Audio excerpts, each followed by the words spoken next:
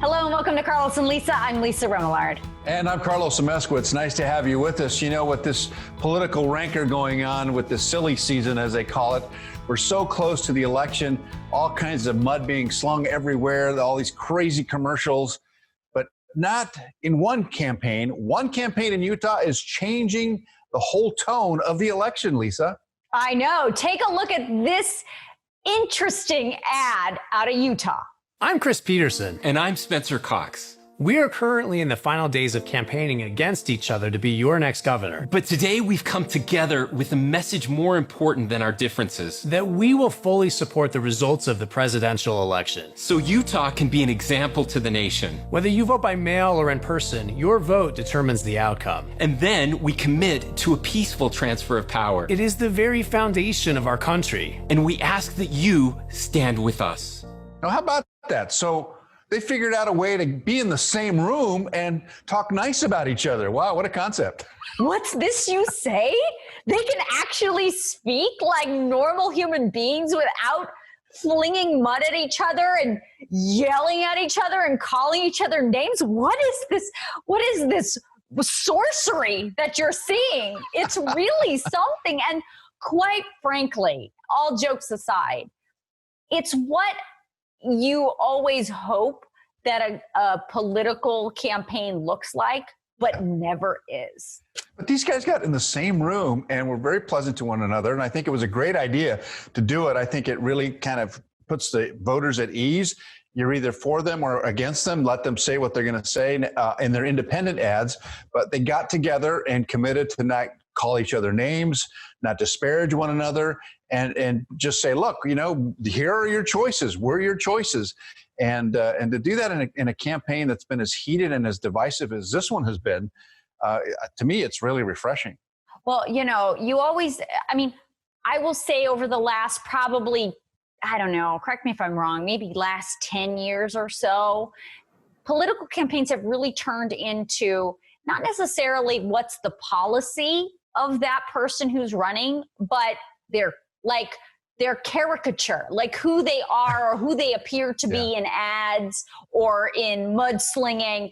And this is what we tend to vote based on these days, is this caricature of this human being that's running in office. And what the negatives are, according to the opponent, is usually how we base our decisions.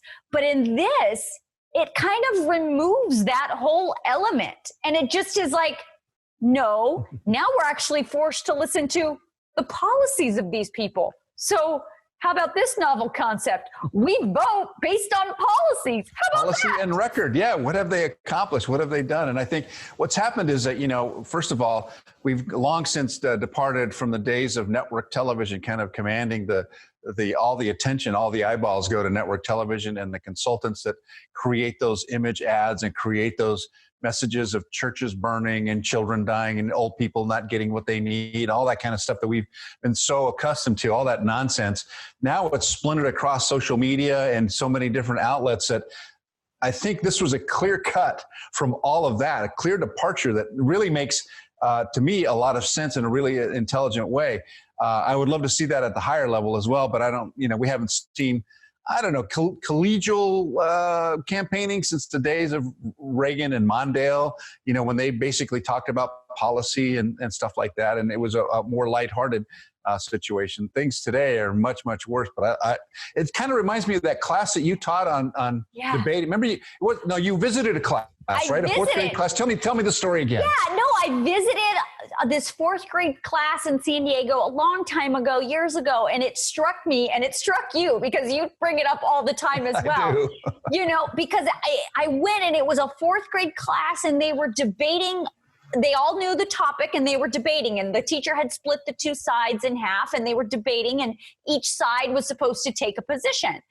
Well, the teacher insisted that before anyone spoke, based on either side, they started the sentence with, I respectfully disagree, and then they went on with their sentence, which just kind of set the tone for not being crazy town.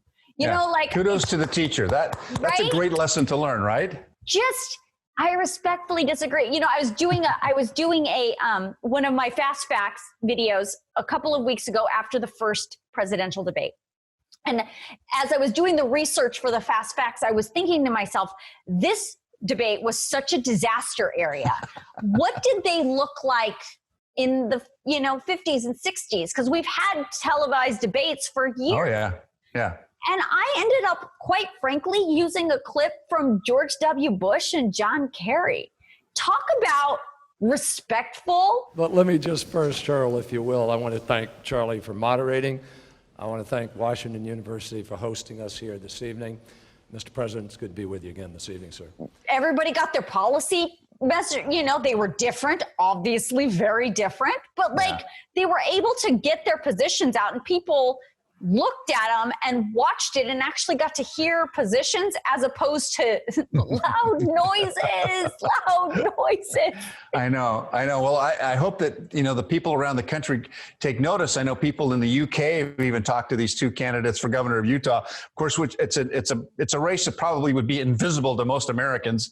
But these guys have now they're the leaders. They're standing out among all of the stuff that's going on all over the country, and good for them. I think they've set a great standard for future campaigns, and hopefully, that people in Utah will have a clear choice and just vote on policy and vote on what they've accomplished and their accomplishments as politicians. So it's interesting to see how things might change, and we can only hope that this is what the future looks like. We could only a gal can dream, Carlos. A gal can dream. A gal can, yes. All right. We have a great show. We'll be right back with more Carlos and Lisa after this.